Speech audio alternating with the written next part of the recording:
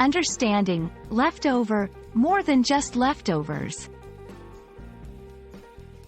Hello dear learners. Today, we're diving into a commonly used English phrase that might sound familiar to you if you've had a meal at a restaurant.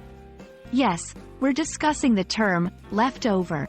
By the end of this video, you'll understand its meanings, how to use it in sentences, and some interesting facts about it. Let's get started. Leftover originally refers to food that remains after a meal. Imagine you've cooked a big pot of soup but couldn't finish it all. The soup that's still in the pot? That's what you'd call leftover. Example, we have some pizza left over from last night's party. Beyond just food, leftover can also describe anything that remains after an event or process. It's a versatile term used in many contexts. Examples: 1. After paying all my bills, I have some money left over for entertainment. 2. We built the model and had some pieces left over. I think we missed a step. Sometimes, leftover can also be used as an adjective preceding a noun to describe something that is remaining.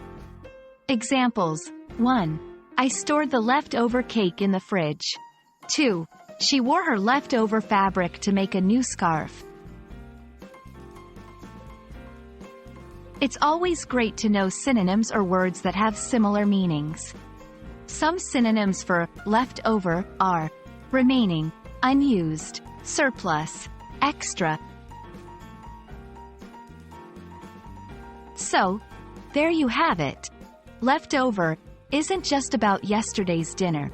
It's a versatile term with multiple uses across different contexts. Remember, language is all about understanding and context. We hope this video has enriched your English vocabulary and given you confidence to use leftover appropriately.